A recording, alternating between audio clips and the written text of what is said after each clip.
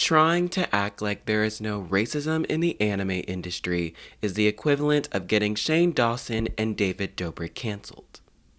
It just doesn't work. The day has finally come. Come on. You really thought I wasn't gonna talk about this? Today we're gonna be discussing the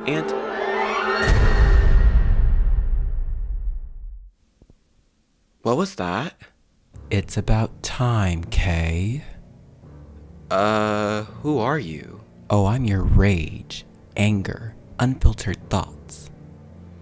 Oh, rest assured, you are not needed today. Our video topic is heavy enough. Dude, this is literally your signal. Go off. I mean, maybe, but I don't want to have to come across as the aggressive black man. Won't commenters just come to that conclusion no matter how civil you engage with this topic? Probably, but I would never assume anyone to think of me in a stereotyped light. Well, prepare to crash and burn. Come on, let me feed you the truth. I mean, are you sure? Is it gonna be okay? Oh yeah. What's the worst that can happen? People send you a novel in your comment section? Pfft. Piece of cake. Wait, what are you eating?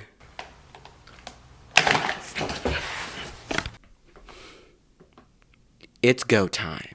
Anyways, today we're going to be discussing the anti-blackness surrounding parts of the anime industry and what content is or isn't good representation of black people on screen. This was really tricky to make because it's not a black and white situation as it may appear. Many black anime fans have expressed their dissatisfaction in many different areas. How black animators are treated in the industry, discrepancy in fandom and cosplay spaces, black culture in anime, and some series that we all consume lead back to that question of what content is or isn't good representation of black people on screen. Believe me, there is a lot to criticize about how anime portrays race. So, out of my own curiosity, I want to explore why this trend of racial stereotyping and racism has become so prevalent in the industry. Where it all began. Its villain origin story.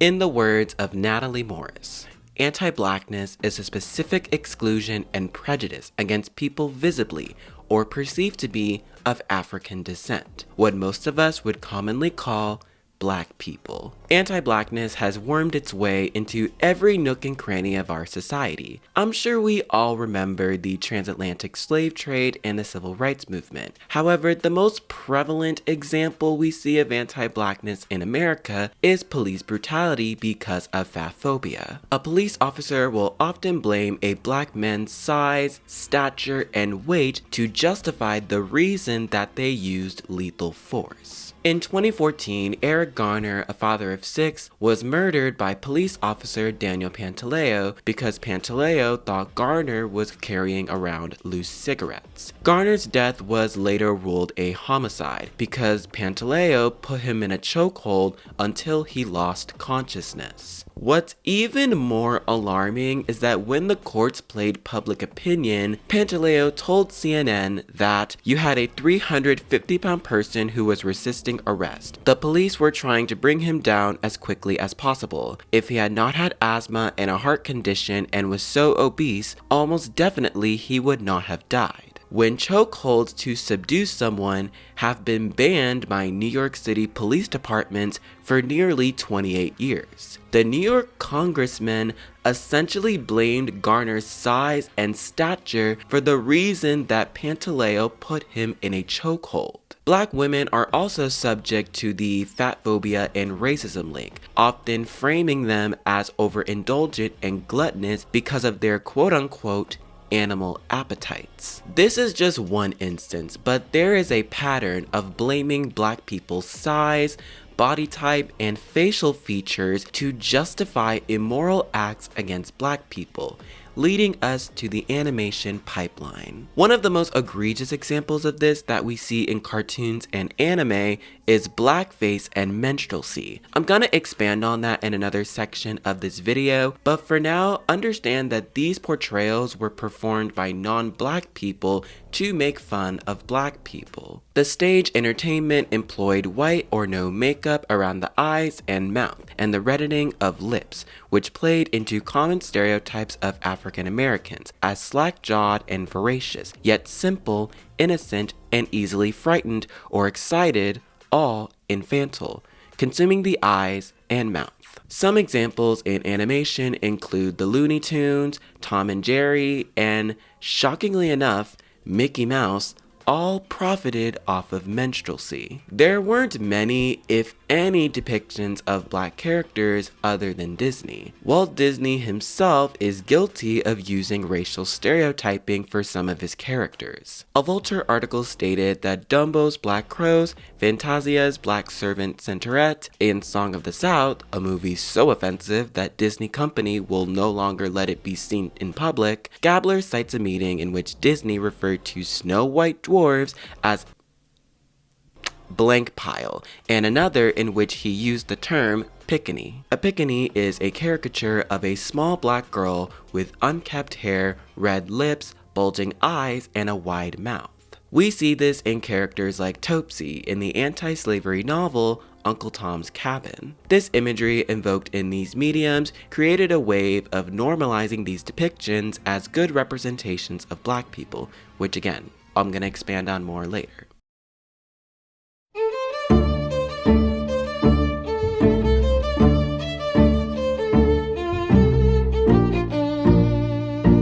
Western continents, specifically America and Europe, had a major inspiration for anime. From Caucasian-looking characters that exhibit oriental views of Japan, to the father of manga, Osaka Tezuka, borrowing visual elements from Disney works, all fall into the early stages of different ethnicities and races being presented in anime. As anime started booming in the mid to late 20th century, we saw more inclusions of other races.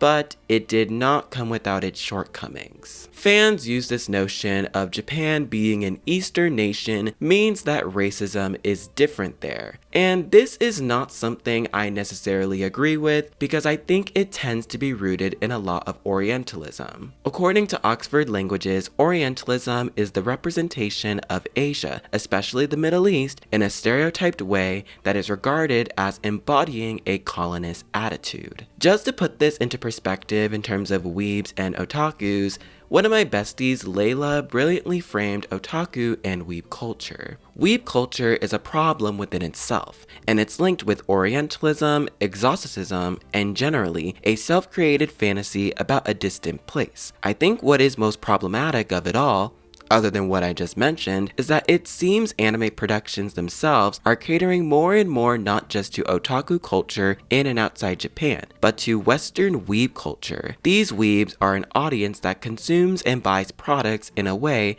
that anime enthusiasts will not. Or at least this is the impression I get since I got more into anime and manga in the last few years. It's important to note this because this is often used when people are criticizing problems in anime, saying that all anime takes place in Japan. What?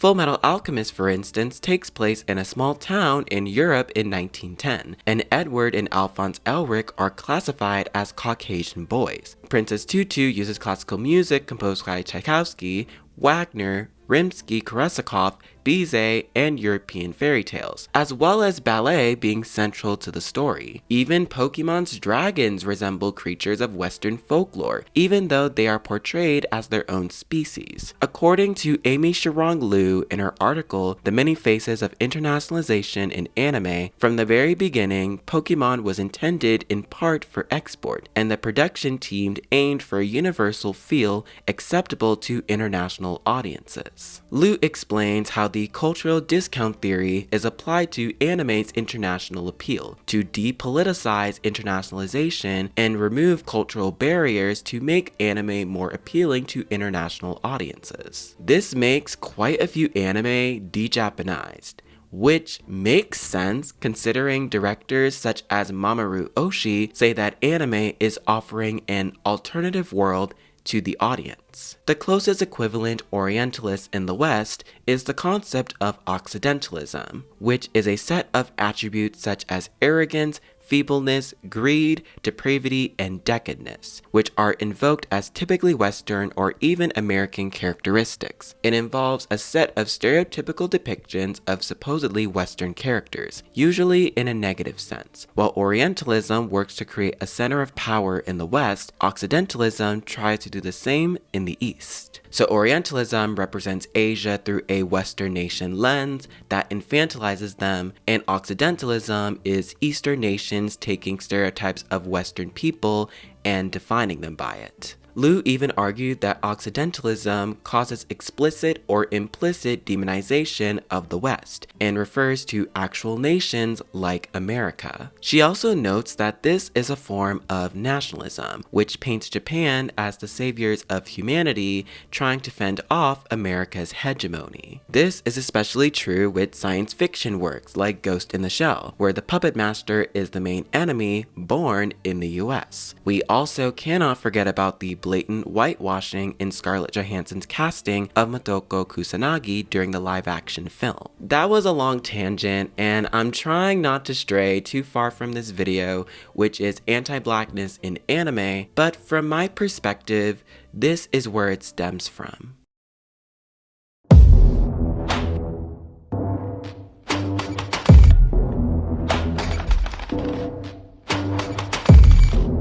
One thing the anime industry started getting critiqued for was its black character designs. It was around the time that Dragon Ball Z came out with its abysmal design for Mr. Popo. But I do feel that Toei Animation animating Mr. Popo like that made the studio understand why it was offensive and hasn't animated black characters like that since. But there is more where that came from. Rugula from Pokemon. Her design is just devastating. There has also been some controversy over Super Alloy Darkshine from One Punch Man being a blackface character. I want to look at a few examples here because although many series are guilty of this, I think these series sparked the most controversy. There was always something off about Simon from Durarara, and it wasn't his behavior or character traits because I quite liked him actually. I first watched the series when I was 13, so it was quite some time ago. But now revisiting it, Durarara was definitely inspired by blackface for part of Simon's character design. Simon is a black Russian merchant in the city of Ikebukuro. He's perceived to be intimidating by Mikado and Masayomi. Since he is a secondary character, we usually see him every now and then. Other than his character design, people seem to be quite pleased with him. He is very nice, wise, and has good intentions for the most part. He usually stops fights happening in the city, and every character from Shizuo to Izaya have a personal connection to him. But that didn't stop fans from gaslighting black people who called out the racism. There are other problems with this character, specifically how the writers depict foreigners who can't speak Japanese. In the first episode, Simon uses the Japanese phrase "hisashiburi," which translates to long time no see when he first meets Mikado. Oni-san, hisashiburi. Excuse me, Simon? You've met Mikado before? Later in the episode, Simon is speaking Russian to another character, and it's not addressed in future episodes why his switching languages took place. This can lead people to not fully understanding the meaning behind Simon's language barrier, implying that all foreigners who come to Japan for the first time won't be able to speak the language. In a Tumblr post titled "Foreigners in Anime and Manga," an anonymous blogger writes, "As a foreign student in Japan, I often see myself and others confronted with people trying to address us in English and being extremely surprised when we talk to them in Japanese. A character like Simon, in my opinion, can increase the cliche of the foreigner who can't speak Japanese, and the argument that no foreigner will ever be able to speak Japanese like a Japanese person even more. The comment on him speaking Russian I mentioned above also seems to imply that he is unable to correctly express his personality in Japanese. If I go to extremes, the reason for this might be that he is not Japanese and thus has no Japanese brain." Also, keep in mind that this blog was made in 2012, so I'm sure things have changed. But it's important to understand the context of when Yhara was airing, that there was some cultural insensitivity in Simon's character. And this is not as one-sided as you might think. Another anonymous blog post reads, "The character Simon from Yhara has been making me feel uncomfortable for a while because of his resemblance to blackface characters. But is it really my place to feel anything towards these? It's my first inclination to treat it as the same racist material that originates in the US. But then I think that I have no right to negotiate the racial politics of a non-white nation, when, as a white person, I'm helping to contribute to white supremacy." Unfortunately, this was the tame side of this section. With all that said, I gotta talk about the elephant in the room. Alright, let's get heavy.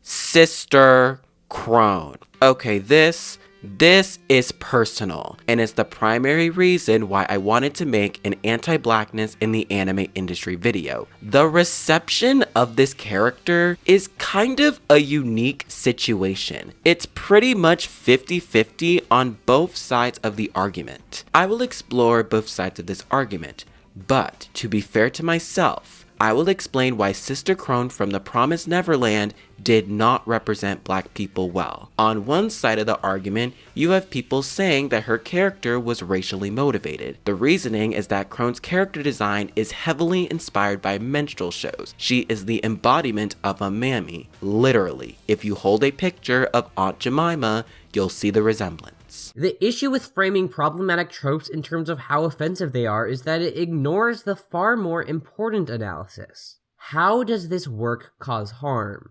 Offensiveness as a heuristic is overly focused on the individual impact, rather than the societal one. In this case, the show is harmful in that it reproduces common stereotypes about black women, subtly warping their images to those outside the group, and calling to mind often traumatic experiences to those inside of it. But some fans have a counter-argument to this, saying that Aunt Jemima was never quote-unquote thought in a negative light. To an extent, yes, this is true about her being sweet, jolly, good-tempered, and more polite than the traditional mammy.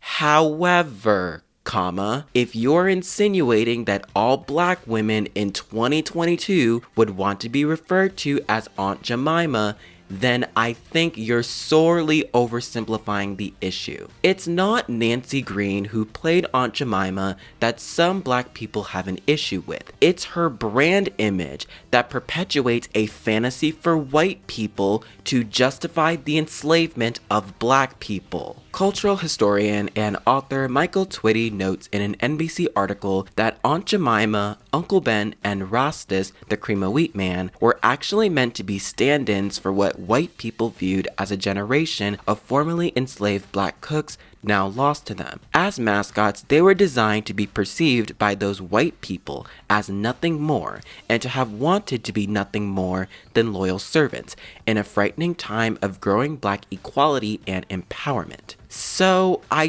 don't think it's nuanced enough to say that Aunt Jemima wasn't a product of racism, even though she was loved by many. And finally, Krone feeds into some harmful stereotypes of the strong, aggressive, and sassy black woman. By the way, this never came from any real truth about black women, but I digress. On the other hand, you have people justifying the portrayal, saying that it's a part of her character. Their exaggerated facial features are a part of the horror lore of the show, and manga writer Kaiju Shirai had no malicious intent behind the design of Sister Krone. Krone as a character wants to become a mother at any cost. She is introduced to the story in the second episode, when Mother Isabel enlists her to watch the children. Krone's goal is to expose the corruption in the farm system, to overthrow Mother Isabel, so that she can become a mother. From there, we can see that Krone is another antagonist.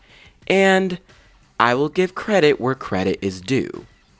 They made her very sympathetic, and I appreciate that. Like, I was rooting for her to achieve her goal, and from a writing standpoint, Krone is a complex character.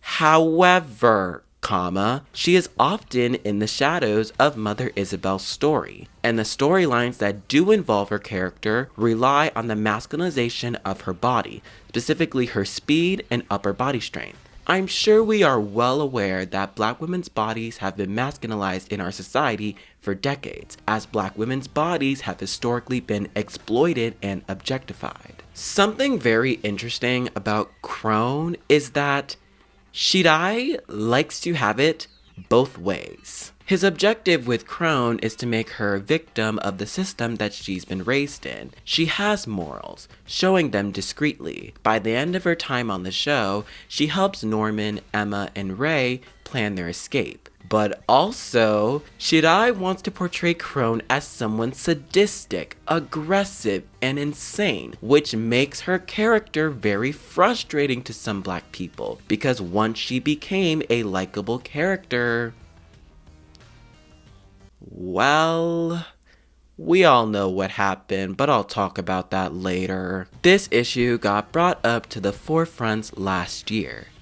If you haven't heard of this already, let me set the scene. In April 2021, an anti-tuber by the name of Noralities posted a video called I'm Worried About Cancel Culture, where they discuss some harmful stereotypes that have been placed in certain anime, The Promised Neverland being one of the biggest offenders for its portrayal of Sister Krone, because it perpetuates some very harmful stereotypes of black women. And immediately after they uploaded the video, the entire AniTube community called bullshit. Many creators were making response videos trying to convince their audience that they were wrong about Krone's character. I liked The Promised Neverland, but its depictions of Sister Krone reinforced awful racist imagery of black people, which is harmful to black people. Okay, here's a little Easter egg for you guys who don't know what I look like, but I'm black. Sister Krone isn't offensive in any way. It doesn't reinforce any racist ideals, and I never once got off-put by how she looks in the show. And if you want to use the example that because she had exaggerated details to make her look like the old blackface characters from back then, Isabel had exaggerated details on her face too. And if you want to point to her large lips, guess what? My lips are fucking massive. My nose is big, just like hers. While it may seem offensive to you, it didn't seem offensive to me. She just seemed like a normal, drawn black character, and I didn't have a problem with that. Comments range from fans saying what is considered anti-blackness in America is different in Japan, and that black people need to be grateful that there is a black character in a Japanese production. Or most black people have bulging eyes and large lips. To be fair, on average, black people tend to have larger lips, and I think some of these creators understand that they can't generalize an entire race. But my thing is like, why do the writers need to rely heavily on Krone's facial features to make her scary? Mother Isabel, the light-skinned woman, is also portrayed as scary and does even worse things in my opinion. She literally breaks Emma's leg nearing the end of season 1, but the writers successfully humanized her and gave us a reason for her motivations. And as you might have noticed, most of the claims of Sister Krone's character not being racially stereotyped are made by men.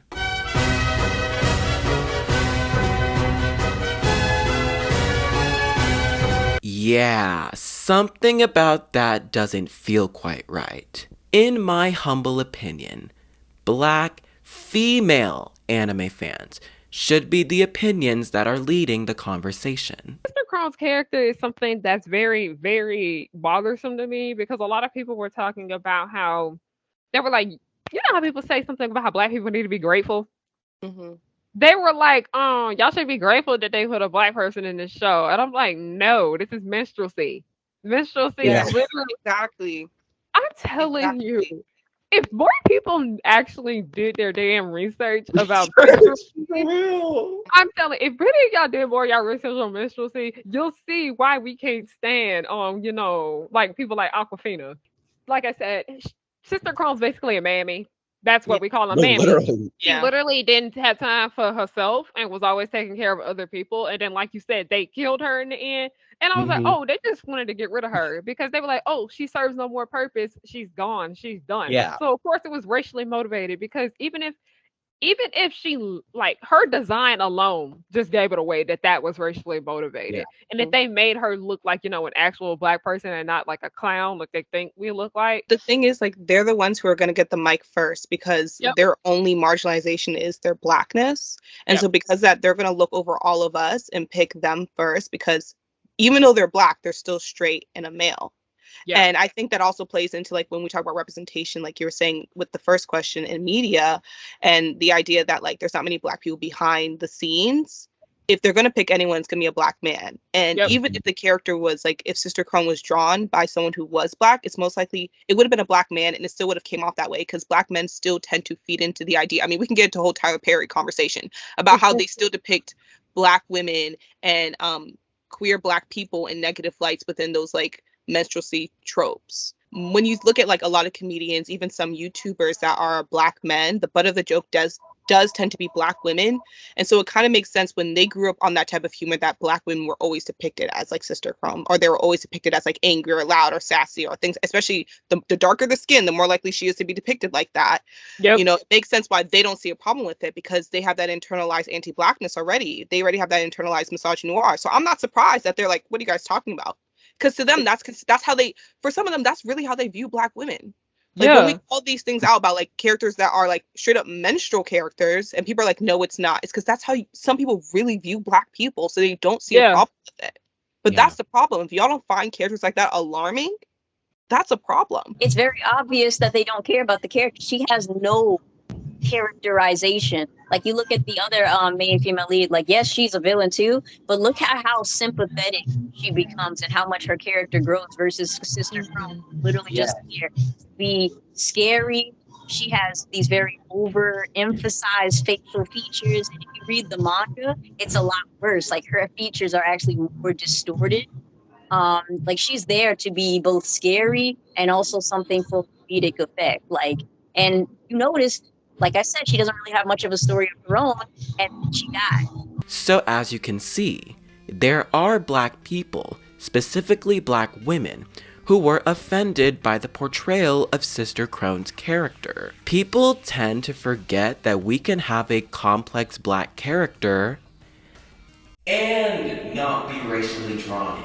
It doesn't have to be one or the other, and that's not asking for the bare minimum. And even if we take the overt racism card out of the picture, my point still stands because Krone is subject to tokenism, especially considering that she got killed off in episode 8 and never got the opportunity to become a mother, which makes me think, and I hope I'm wrong, but it makes me think that the writers used her for the horror appeal of the story, rather than give her good representation. Black women in horror cinema have often been portrayed with racial stereotyping, and usually are killed off before their white and lighter-skinned counterparts. If and when black women are in a horror movie, they're usually not the main character. Sometimes we might get lucky enough to be the antagonist. Other times they're like that weird magical Negro character. We know everything about this cursed object and we're like, no, white kids, don't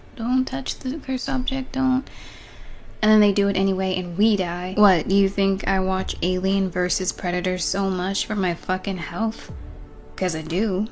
I mean, it's the only black final girl I have. Just in case you still think I'm being overdramatic, let's explore what happened in the casting room for the Promised Neverland live-action adaptation. The English dub for the anime cast Rebecca Thomas, who is a black woman. However, when it came to the live-action, actress Naomi Watanabe was cast in the role. We could use the argument that only 0.2% of the Japanese population are black. So, sure, maybe it would be difficult to find someone to fill this role.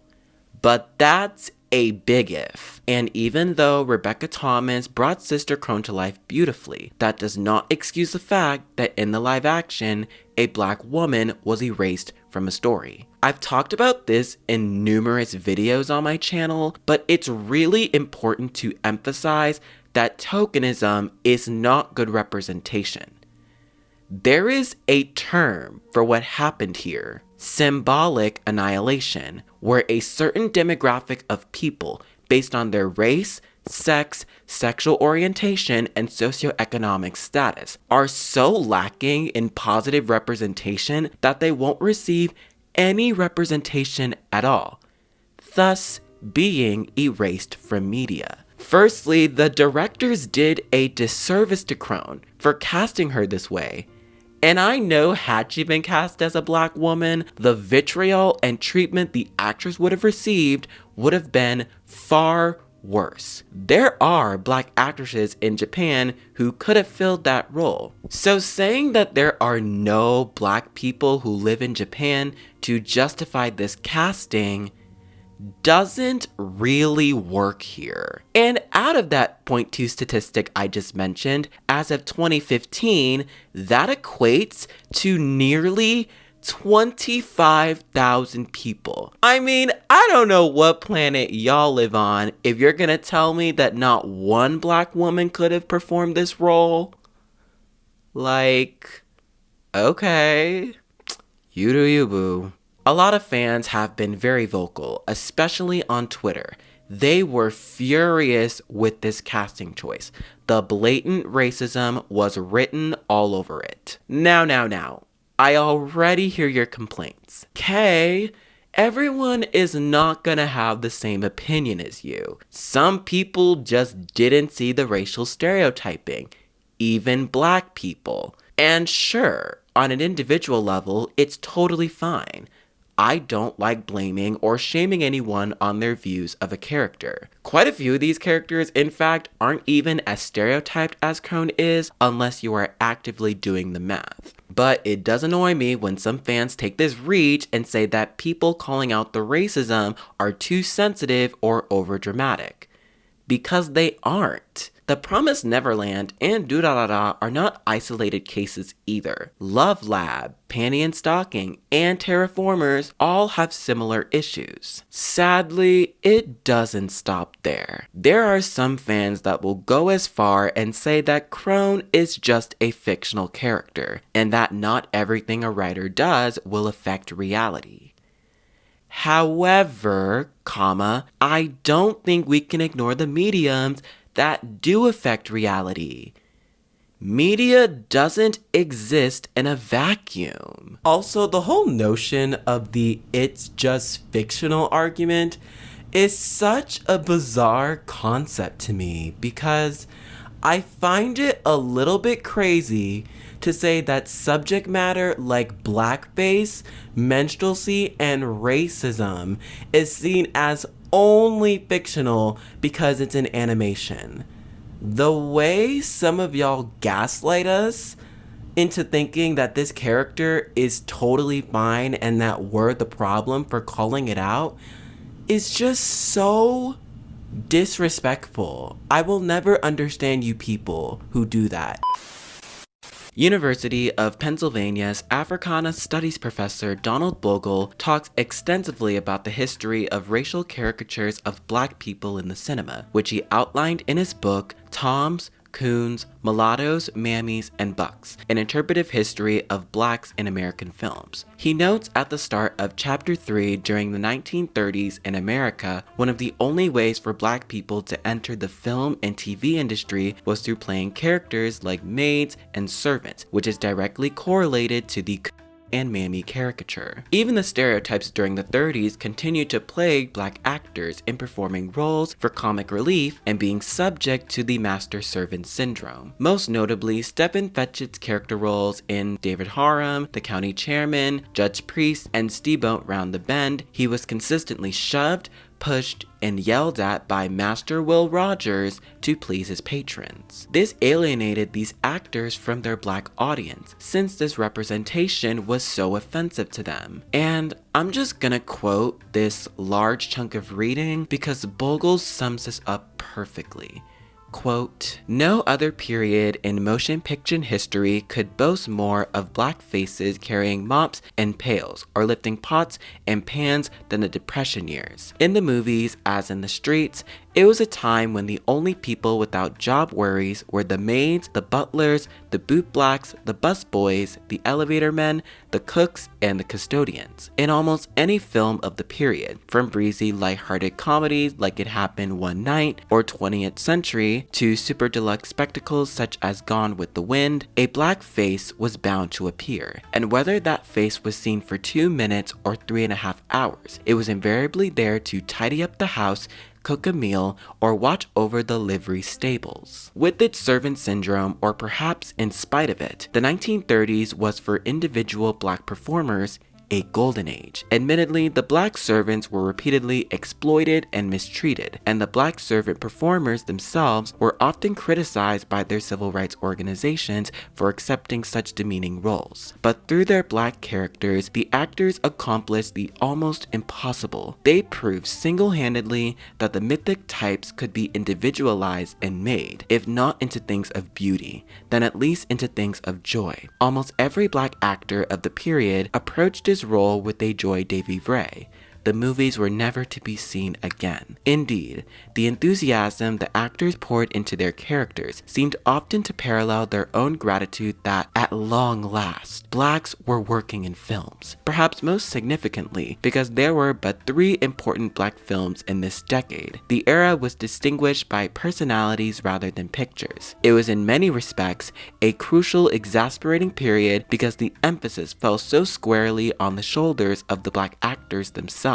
Without scripts to aid them and generally without even sympathetic directors or important roles, black actors in American films were compelled to rely on their own ingenuity to create memorable characters." End quote. I always wondered why some people can't see the parallels between these derogatory caricatures and how they're displayed in media. And it kind of boils down to offensive stereotypes being masked as good representation. On a brighter note, I thought a series that did a phenomenal job in portraying black characters was in Naruto. Omui, Karui, Killer Bee, and the 4th Raikage are given plenty of screen time and aren't drawn or cast in with racial stereotyping. Omui and Killer Bee in particular are given loads of character development, especially during the 4th Great Ninja War. So it's a bit reductive to say that characters like Simon and Sister Krone are good representations of black people when there are series like Carolyn Tuesday, Black Lagoon, Hunter x Hunter, and Michiko and Hachin that are far outperforming them.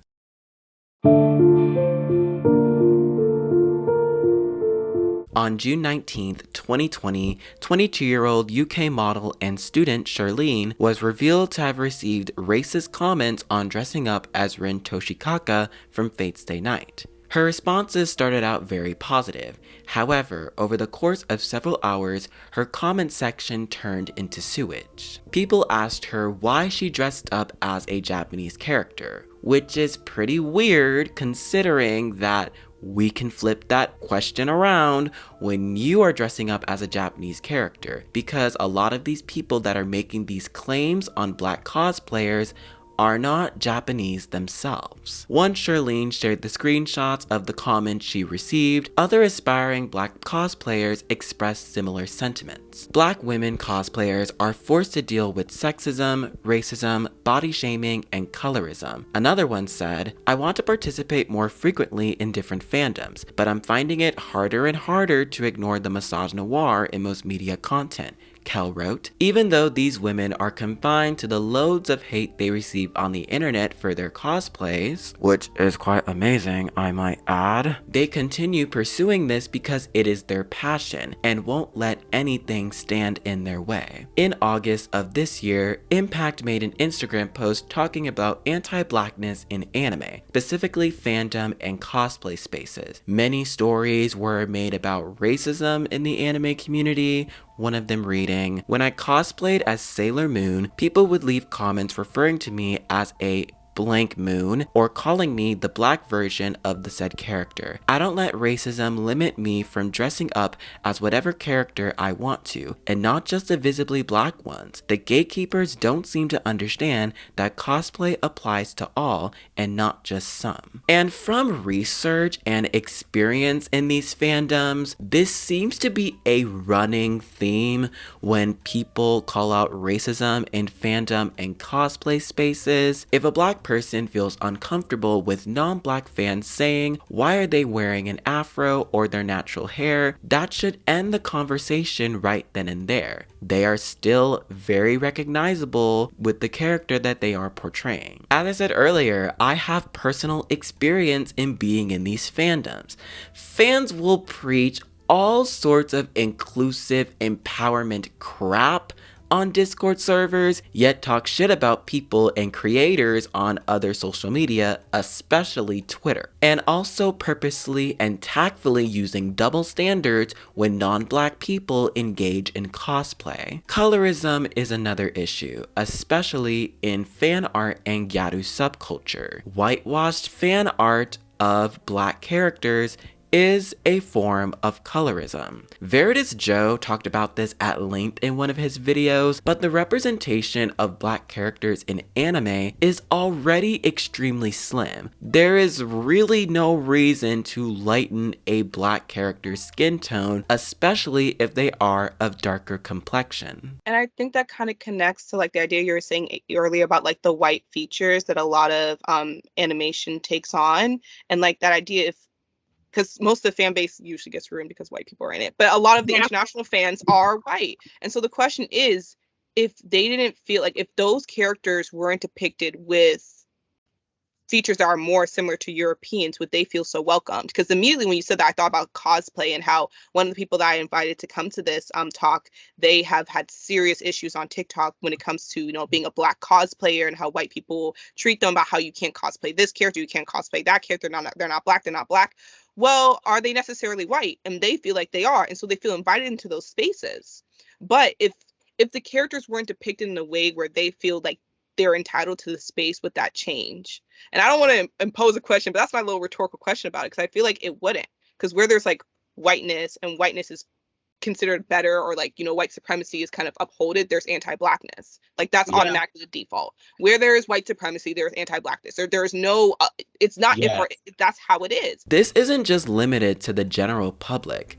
Many black celebrities have been noted to be very inspired by anime. Pharrell Williams' music video for It Girl heavily relied on anime and cartoons. He even had renowned Japanese artist Takashi Murakami to create the video. The Weeknd teamed up with the first black-owned Japanese studio, Dart Chitaijo to make his music video for his song Snow Child. Megan Thee Stallion has been on record saying My Hero Academia inspired her, citing that the character Midoriya applies to her life. Even Michael B. Jordan launched an entire clothing collection inspired by Naruto Shippuden. Black people have always loved anime. We've always loved to dress up and cosplay. However, since we are not light-skinned, we often receive negative comments and are excluded from the community. It's easy to see why Black fans create their own fandom and cosplay spaces to escape the harassment. But it doesn't sit well with me that we have to separate ourselves just to receive basic respect and kindness. So, whose responsibility is it to ensure that we get good representation? Fellow anime fans, manga writers, studio owners? The answer, of course, is all of the above. The likelihood of that happening is pretty slim, but that doesn't mean that we haven't changed the way that we talk about these issues. The final frontier of anti-blackness in anime is far from fandom and fictional characters. It's the notion that escapism can overlook these harmful actions and portrayals. We shouldn't have to bring race in when we talk about anime. Let's just enjoy the medium. Regardless if this is true, no medium is ever perfect because it is crafted by a human hand, which is naturally biased and prone to error. As much as we hate to admit it, most companies that try to be racially inclusive can fall into this hole of being performative. We see this in how Funimation promotes Black voice actors, however we don't see them beyond their token representations. Danny Chambers, a voice actor at Funimation, said in an interview for Dean of the Geek, "We don't want to get cast just because we're the only POC available for this role. We want every opportunity to audition for whatever role there is, not just because we fit the mold of what they want." She continues, "When it comes to anything that's fantasy, it should go beyond being limited to play just the minority characters. We should have access to everything, just like how everybody else does. So it's a matter of opportunity rather than a requirement." And this is what parts of the anime industry fail to consider, how Black people feel in these spaces that claim to be inclusive for all. At the end of the day, what this really boils down to is that some fans just don't take animation and anime seriously. Why do you think we get arguments saying that it's just fictional or it's just a cartoon? It's simple. Some people just don't view anime and animation seriously. Think about this for a second. If you were to tell a manga artist or animator that their work is just fictional, you realize, intentional or not, you are degrading their work and insulting what they do for a living. Okay, let's get personal for a second. Relating this back to Black people calling out racism in anime. To put it bluntly, I, as a Black person, have every right to call out racism that relates to Black people. And that doesn't mean I am starting drama. End of story. It is time to let go of telling Black people that they cannot call out racism that relates to Black people, regardless of the medium. Whether you agree or disagree, Black people have a right to call this out. There's a whole section of that video where I was like, why is this a thing? And I was like, oh, this is global. This is a problem. I was like, everywhere you look, everywhere you go, like the Full House theme song, there's racism everywhere because white supremacy runs the world. People don't seem to realize that like our world is rooted in racism. There's racism literally everywhere, and people get mad that people are finally talking about it. Somebody was like, y'all need to shut up, don't bring this shit to fandom, this is supposed to be a safe space. And I was like, no, because a lot of y'all are using fandom to express that you don't like Black people. So that's where you're gonna get checked. I've been making anime and pop culture video essays for about a year now. Obviously, I can't speak for everyone, and that is not the point of this video. However, when you are continuously told that you are being delusional overdramatic or too sensitive for calling out something as serious as racism, that is very hurtful. I was personally very hurt by some of the comments that I would receive when talking about characters like Sister Krone that bring in very harmful memories about the Mammy caricature. It's fine if you personally didn't see it. It's fine if you personally don't feel bothered by some of these things. But the problem arises when other people are trying to tell other black people, who a lot of the time are not black, that they should ignore the racism. And that's not acceptable. When you see other people devaluing your opinion on black representation in anime, then we have a problem, and it needs to be addressed. Wow, that was a doozy. I usually don't get this emotional in my videos, but with a topic like this, it is nearly impossible, so I hope you bore with me. I want to give a huge shout out to all the people that I interviewed for this video. Thank you so much, Harriyanna Hook, Ashley, Z, and my friend Colleen for keeping me mentally sane throughout this entire process. Whether you consider any of my points valid is up to you. You can do whatever you want, it's your opinion, but for those of you who listened, I really appreciate it, and it means a lot to me for all the new people that have come across my channel. It's incredible. I hope to see you all in my very next video, and that's all I have. Until next time, bye.